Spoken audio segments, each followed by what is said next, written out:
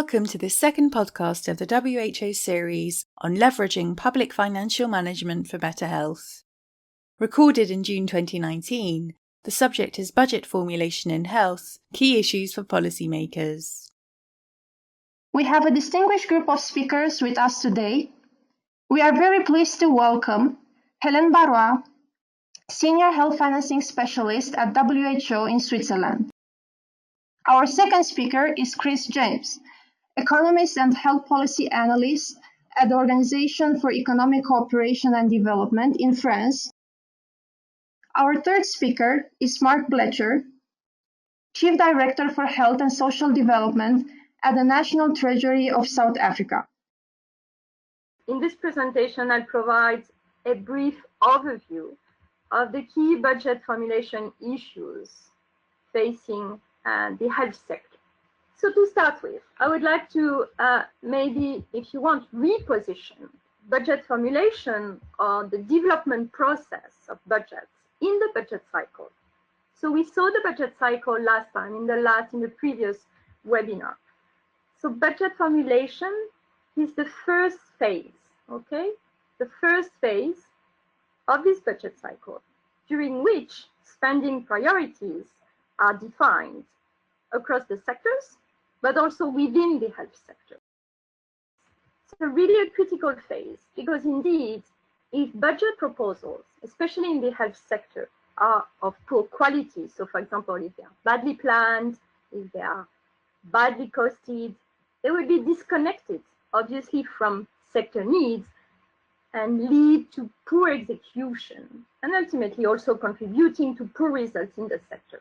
So really just as a starter of this presentation, just to emphasize the importance, the critical importance of this first phase that we are focusing on for this first webinar. So first phase of the budget cycle, budget formulation is really essential, especially in the health sector.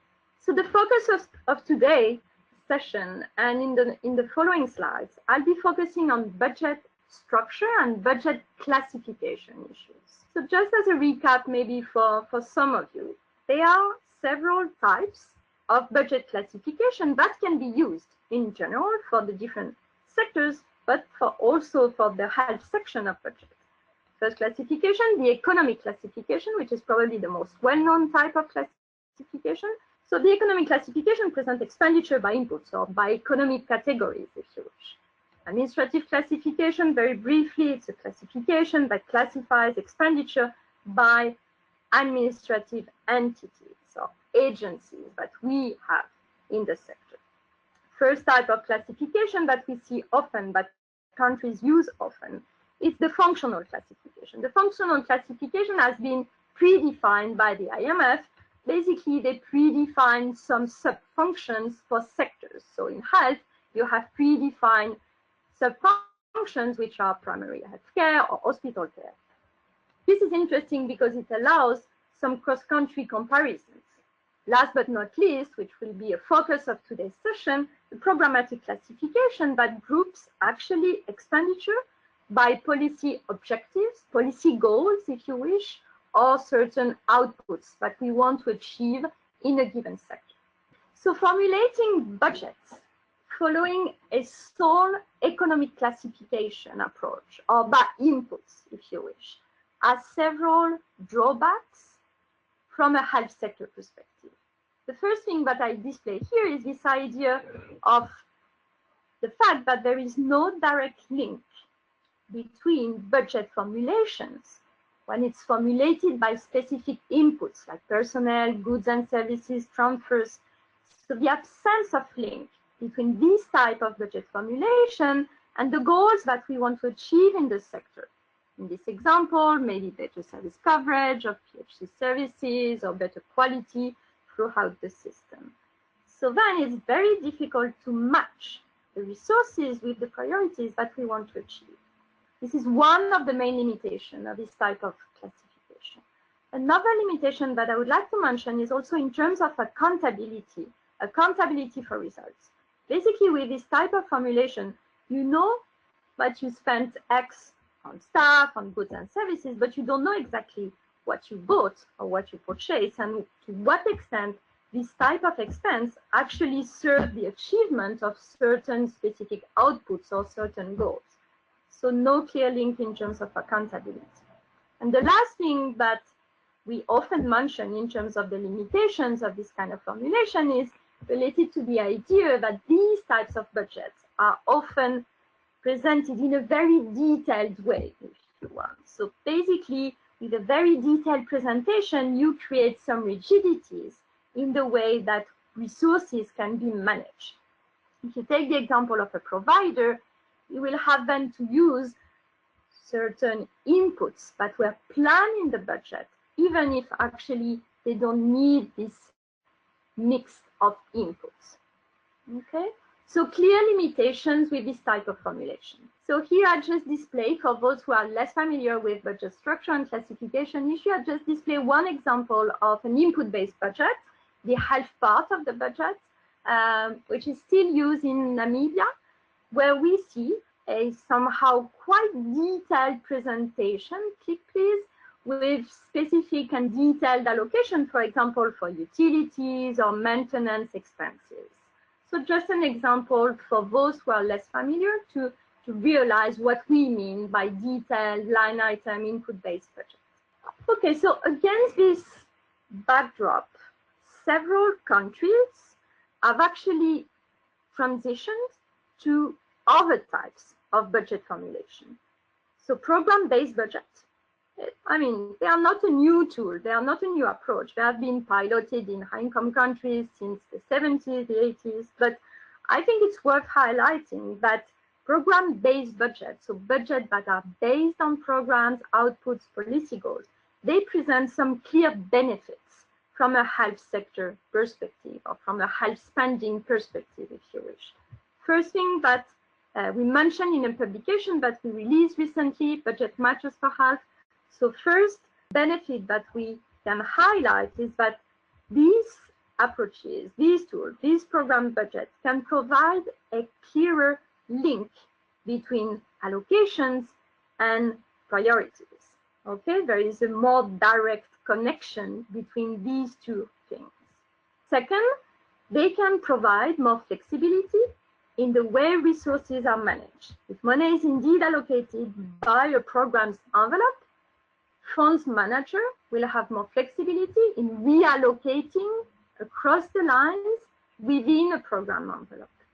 Third thing, we think it's an opportunity, and it has been proven by country experiences, it's an opportunity to really strengthen and improve accountability towards results.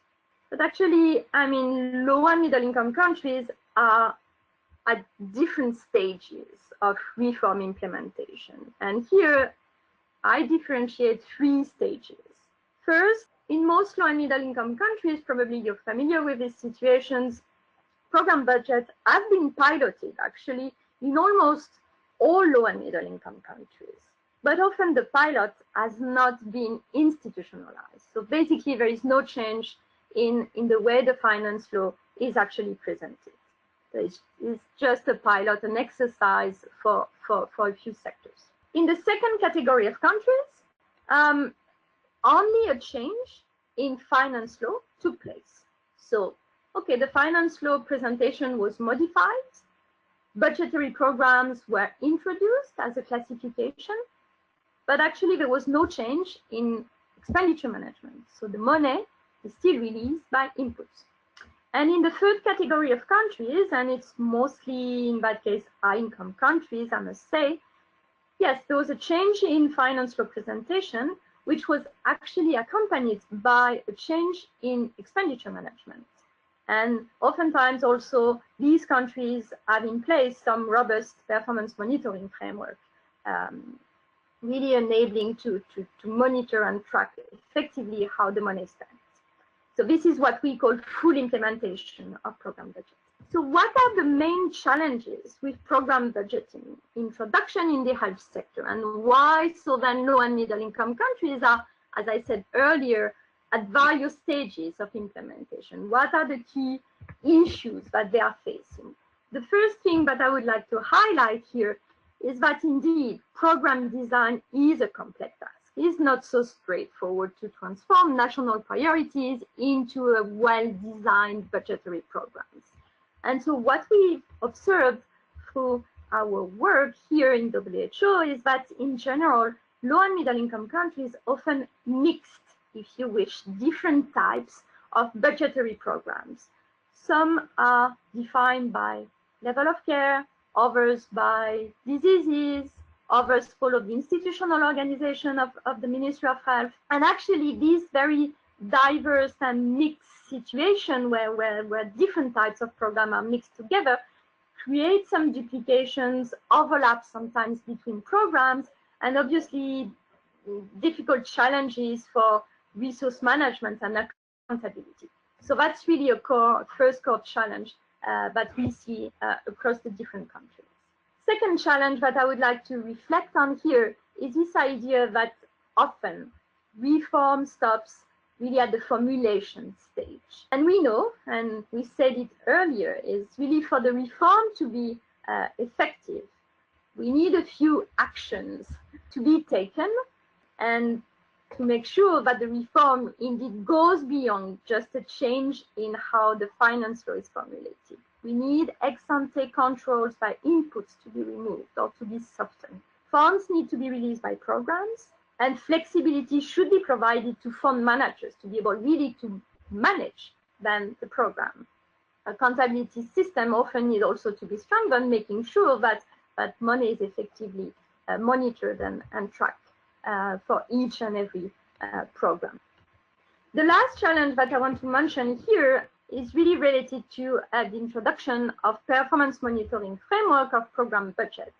What I mean here is that I speak about documents, tools actually, that should enable to streamline operational and financial performance monitoring in the health sector. So it's a tool where actually financial and operational information is consolidated into one single framework, into one single document. So basically, you know how much you spend for one program, and you know what was achieved with this program envelope. And often what we see in countries that manage to introduce such performance monitoring framework is that, yeah, they are often of poor quality. What I mean here is that there is not a clear results chain, so no clear connections between program objectives, programs, activities, and the indicators or targets that are actually defined for each and every level. So not really articulating and connecting the different pieces together. So very briefly, as a conclusion, I think we can say with confidence that yes, change in budget formulation can be useful to improve efficiency, to improve accountability in the health sector for health spending. But for the reform to be effective, we need, one, a careful design of budgetary programs, a change up to expenditure management level, and third, a robust performance monitoring framework of program budgets in the health sector. Before closing the presentation and thanking everyone for listening, I'd just like to mention our WHO repository that is actually constituted of health budget documents of more than 100 low and middle income countries. It's on the WHO Health Financing website, accessible to all of us, all of you. We will now turn to Chris James, who will present experiences from OECD countries with program budgeting. Chris, please go ahead. Great, thank you. After Hélène's excellent introduction on the issue and the main kind of potential advantages and challenges, what I want to talk about now is budget structure and formulation reforms from OECD countries, and in particular, efforts to introduce or further develop program budgeting for health. So, OECD countries, what is the experience of program budgeting reforms in OECD countries? Well, I think it's true to say that many OECD countries actually have quite a long history of program budgeting, both within and beyond health, sometimes since the 70s and the 80s. When it's in relation to health, it's very much built on a close cooperation between the Ministry of Health and the Ministry of Finance, because you need to kind of agree on what the key programs are, which makes sense for the health perspective that reflects kind of key national health priorities, but also makes sense from the Ministry of Finance perspective, which is trying to compare and across different ministries with quite different sets of interests and objectives. The second point is, across just the OECD countries themselves, there are a wide variation, wide divergences in approach. But one thing I think is true is it's often based or built on existing organizational structures. And what I'm saying is, you think, okay, I might be interested in introducing or further developing program budgeting in my country. You don't need to uproot to destroy your existing structure. You can build in your organizational structure, build program budgeting into that. And then the third general point is that institutional characteristics in the health sector do matter, and they can limit the reach of program reforms. In particular, for example, in countries with health insurance-based systems, these may have a separate budget for health, which may not be under the same rules and set up for program budgeting. It doesn't mean that within their social health insurance system, you cannot do program budgeting, but you may have different budget legislation, different budget rules. Similarly, in decentralized or very decentralized systems, health spending may be contained within subnational government budgets. At the same time, even with countries with health insurance systems or with very decentralized setups, it's true in all OECD countries that some or all health spending is still included in the government budget and therefore can be amenable to program budgeting reforms. So this slide shows 6 examples from selected OECD countries on how program budgeting in health has been structured. So there's Australia, Estonia, France, Latvia, Mexico, New Zealand.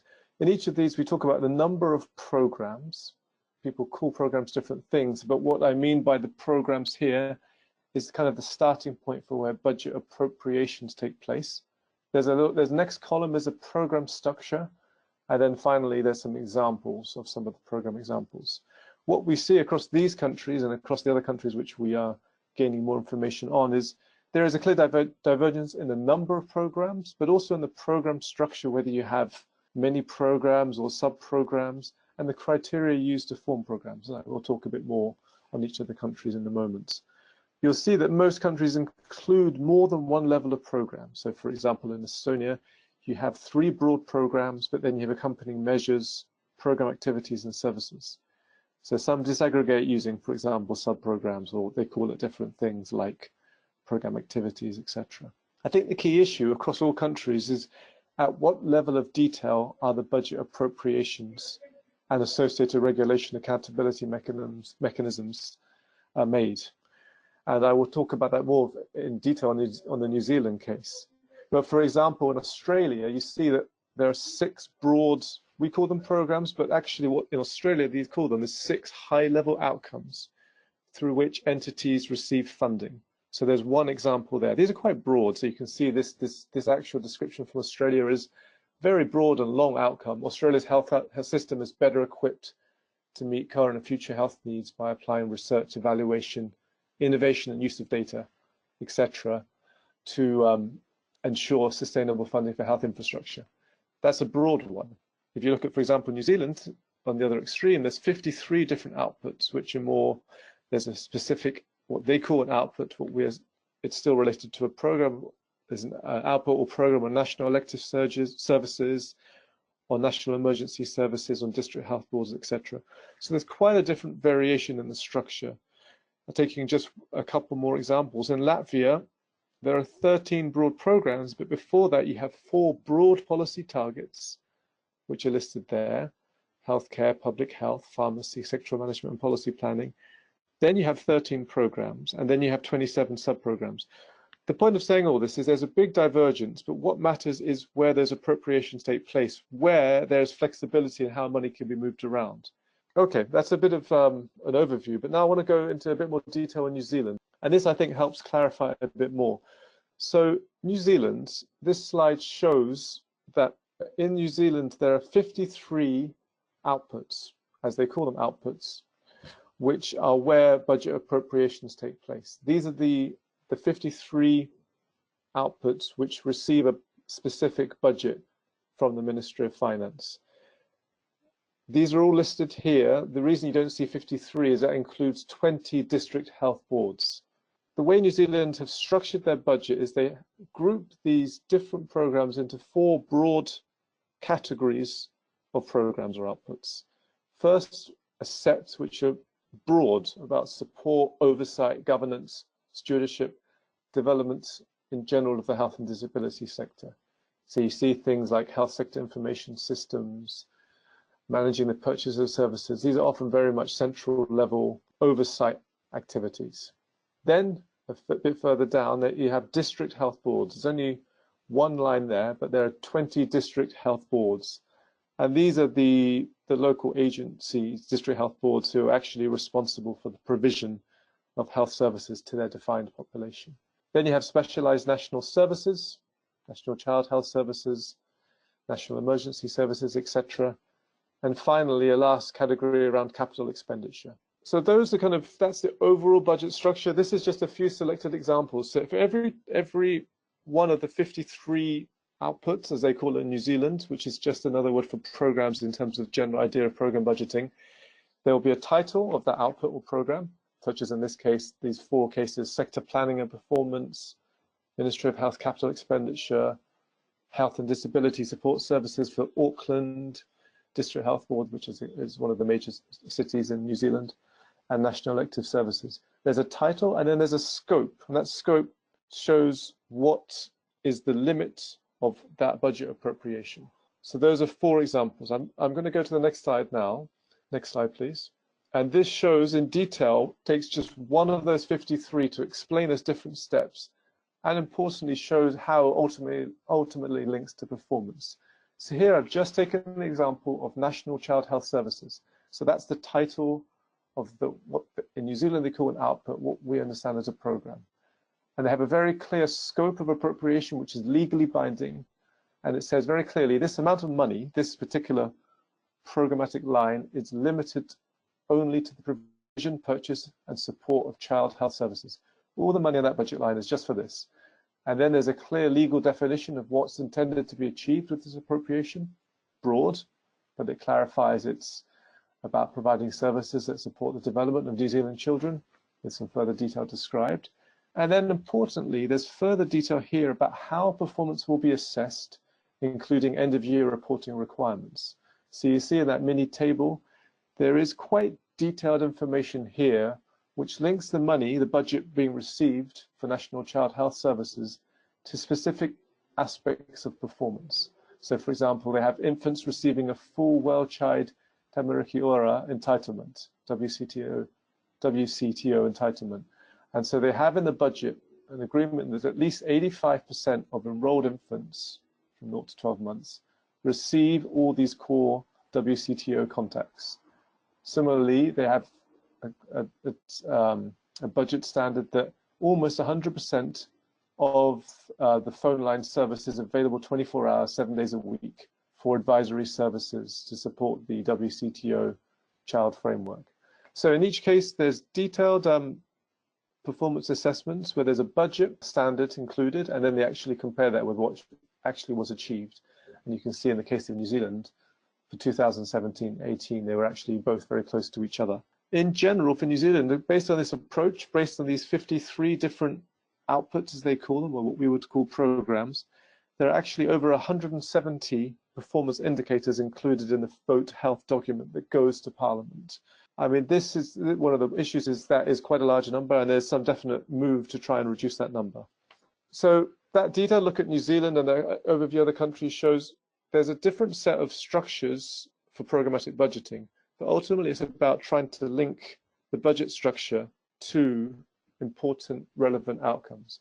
And so that's the first point. Ideally, these programs, whatever programmatic structure you choose in the country, those programs should be organized around outcomes. And I've added the word attributable to include outcomes that actually you as a Ministry of Health have some control and impact on. Second general point from the OECD country experience, you can see there's not a one-size-fits-all approach. There are many different experiences, and it often reflects the varying nature of government expenditure. At the same time, some clear program types across the OECD countries can be identified. Based on this, on the OECD experience, one thing which all OECD countries grapple with is the question of whether all health expenditures or all budget, or which come in the budget, whether they should all be incorporated into programs. Because one of the key challenges is whilst program budgeting ultimately can give you more flexibility and more accountability and links with results, from a pure Ministry of Finance perspective, there's also a loss of control compared to a line item approach, where they lose control over the choice of inputs used. In the line item approach, you know you've got this much money going to salaries, this much money, this much of the budget going to drugs, etc. So there is that concern about loss of control. So what we've seen in OECD countries is that whilst program budgeting is the kind of increasing norm in OECD countries, some general kind of overhead and general operating costs are kept in a separate program budget, for example, such as salaries of staff, core investments at the Ministry of Health, at the Central Ministry of Health level. So whether you can squeeze all expenditures into specific programs linked to object outputs and outcomes, it may not be possible to include absolutely everything there. The second general challenge has been about the extent to which cross-cutting programs should be allowed. Obviously, many health outcomes are cross-cutting, such as mental health, addressing smoking, etc. I think the general experience from OECD countries is, whilst of course we want to encourage intergovernmental collaboration, there are risks of accountability issues. So what is really critical is that we have strong intergovernmental coordination mechanisms so that we can manage risks and basically be sure who is accountable for the outputs for such cross-cutting programs and where is the money flowing. And this is particularly a challenge in the health sector, which is already highly recommended. So in general, cross-cutting programs, in terms of the budget components, is that they are permitted but used sparingly to try and ensure we maintain accountability. And the final kind of set of trends and lessons learned is the kind of general question about how broad should programs be and to what extent these programs should be broken down into smaller units. You would have seen quite a big variation, for example, from France with just 2 broad programs to the New Zealand case of 53. Obviously, if you disaggregate programs more, this can help with transparency. You can help to see more precisely what the money's being spent on, especially when the number of programs is low. But that's at the trade-off of a risk of a high administrative burden in reporting and potentially flexibility if you're not able to move money between different lines. The last point of that is to be generally consistent across ministries and in the level of detail and broadness of programs being used. And then finally, I haven't talked about this much in this presentation, the related point about performance indicators. These are a key feature of program budgeting reforms, and the related question is how detailed should these be? In the interest of time, I will say that the main trend in OECD countries is being to try and, even though there's massive variation across OECD countries, is to try and keep the volume down to a manageable amount, to focus on the most important indicators, and to avoid an administrative burden where we have hundreds and hundreds of indicators to report on. That was a bit of a whistle-stop tour of some of the OECD country experiences, but I think from these OECD country experiences, there's 3 general concluding thoughts that come to mind. First is, yes, program budgeting can clearly improve the link between the budget, between the resources available, and actual meaningful outputs and outcomes. But the big challenge is striking the right balance between flexibility, which program budgeting offers, and control, especially when there's concerns about fraud and corruption, and accountability. And I think the New Zealand example here is actually a very interesting example. They have 53 outputs, which sounds like a lot, but they're quite well defined. But within those 53 outputs have a lot of flexibility in how that money is spent. At the same time, they are held accountable in terms of non-financials, in terms of they have to make sure they meet minimum standards. They have certain reporting requirements too. So they have flexibility in the money being used, but they've got to demonstrate that money is actually being used well. And finally, the third general concluding thought is to avoid excessive reporting requirements on programs and KPIs. It's easy when you go down a program budgeting structure to kind of get over-obsessed with all of the different performance indicators you would like to measure, but very much to suggest focusing on a few core KPIs that are most relevant for your country. We will now turn to Mark Fletcher, who will provide key insights from South Africa. Mark, please go ahead. So in South Africa, our national parliaments and provincial legislatures appropriate the annual budget both by program and also by economic classification, the program being the main division within the department's budget. and each program has purpose, objectives, performance indicators, and so on. And South Africa still is kind of a system in transition, so we still do use an economic classification system appropriated by high-level categories such as compensation for goods, for employees, goods and services such as medicines and others. This is our basic program structure, which we use in our provinces. We have a decentralized system with 9 provinces. We have 8 budget programs and about 30 budget sub-programs, which are shown on the right here. So, for example, in Program 2 on district health services, which is most of our primary care programs, you see sub-programs like clinics and community health centers, nutrition, and district hospitals, and so on. This is just a figure of some of the trends in the share of spending by program, and you can see the largest area of spending, which is that top reddish line, is our district health program, which reflects a general progression towards the priority of primary health care, trying to boost primary health care, which has been a big policy objective in our country. So 2 slides on the positive aspects of program budgeting in South Africa. So firstly, given that we have a decentralized system with these 9 provinces and about 52 districts, having a standardized program budget system helps a great deal in aggregation and consolidation of budgets and outputs. We have the standardization across all of them. And it greatly improves the ease of tracking expenditure and reporting. It also is very helpful for linking planning and budget allocation. We have a system in South Africa where departments prepare their annual performance plans and also their 3-year medium-term strategic plans just before they prepare their budget. So there's quite a close linkage between the planning process and the budget allocation process. And really, ideally, the budget is quite closely linked to the priorities, the objectives, and the targets. And we've had quite a bit of progress in that regard.